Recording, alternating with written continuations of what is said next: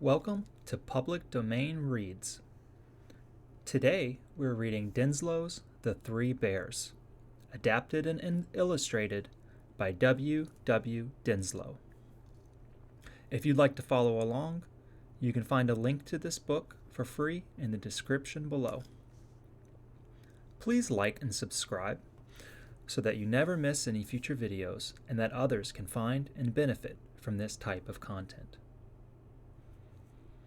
A long time ago, in a cottage on the edge of a great forest, there dwelt a little girl by the name of Goldenhair. She was an orphan and lived with her grandmother, who loved her dearly. The grandmother was very old, and so most of the housework was done by Goldenhair. But she was so young and strong she did not mind that a bit, for she had plenty of time to play and was merry the whole day long. Although little Goldenhair lived far from other children, she was never lonesome, for she had many friends and playmates in the wild creatures of the wood. The gentle, soft-eyed deer would feed from her hand, and the wild birds would come at her musical call, for she knew their language and loved them well. Goldenhair had never wandered far into the forest, but one day in the early autumn time, as she was gathering bright leaves and goldenrod, she strayed farther than she knew and came upon a lonely gray cabin under the mighty trees. A slab of wood beside the half-open door told who lived within. It read, "Papa Bear, Mama Bear, and the Tiny Bear." "So this is where the jolly bears live," said Goldenhair, as she knocked upon the door. "I want to meet them." No answer came to her knocking, so she pushed the door wide open and walked in. It was a most disorderly house, but a bright fire burned on the hearth, over which hung a big black kettle of bubbling soup, while on the table nearby were 3 yellow bowls of different sizes. A big bowl for Papa Bear, a medium-sized bowl for Mama Bear, and a little bowl for the Tiny Bear, said Goldenhair. "That soup smells good," she went on to say, "but my, what an untidy house! I'll put the place to rights while I am waiting for the bears to come home." So she went to work to sweep and dust and soon had the room in order. Then she went into the bedroom and made up the 3 beds. The big one for Papa Bear, the medium-sized one for Mama Bear, and the little one for the Tiny Bear.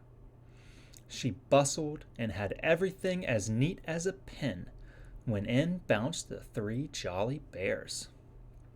For a moment the bears stood speechless, with wide-open eyes, staring at Goldenhair, who stood like a ray of sunshine in the dusky room. Then they burst into loud laughter and made her welcome to their home. When they saw how nice and clean it was, they thanked her heartily and invited her to share their dinner, for the soup was now ready and they were all hungry.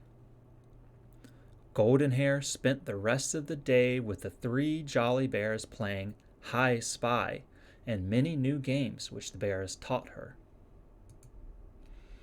When the afternoon sun was sinking in the west, the little girl said she must be getting home, for her grandma would be anxious about her.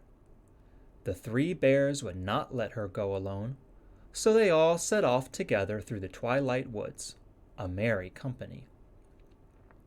Goldenhair rode upon the broad back of Papa Bear, while Mama Bear and Tiny walked gaily on either side.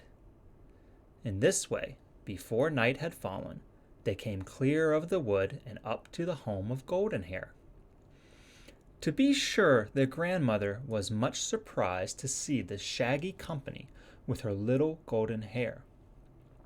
But when she saw how jolly they all were, and how handy they were in helping Goldenhair get the supper, she was delighted to have them stay and gave them welcome. Papa Bear split the wood, brought it in, and built the fire. Mama Bear got the tea kettle and filled it with water that was carried from the well by the tiny bear. And soon they were able to sit down to a good supper of hot biscuit, wild honey, and pumpkin pie, with tea for the elders and nice sweet milk for Golden Hair and the tiny bear. The grandmother liked the three bears so well, and the bears were so delighted with the comforts of home that they all decided to live together for the general good. Papa Bear would do the chores and stand guard over the house at night. Mama Bear would do the housework under the direction of Golden Hair, while the tiny bear would wait upon grandmother and run errands for the household.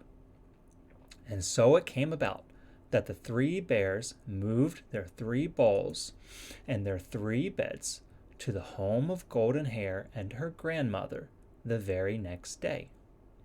And from all accounts they were happy ever after.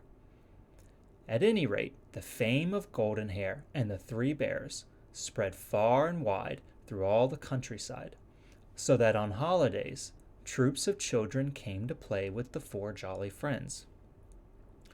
The good-natured bears were always anxious to please the children. They would get up games under the greenwood trees in the summer, and merry sports upon the icy lake or snowy hills in winter. They did their best to make life for all one glad round of joy. Just how long they lived thus, no one seems to know, for it was a long, long time ago, and nothing is left but a joyous memory of a happy golden time. I hope you enjoyed this read-through of Denslow's Three Bears. Please stay tuned for the next one. Thank you.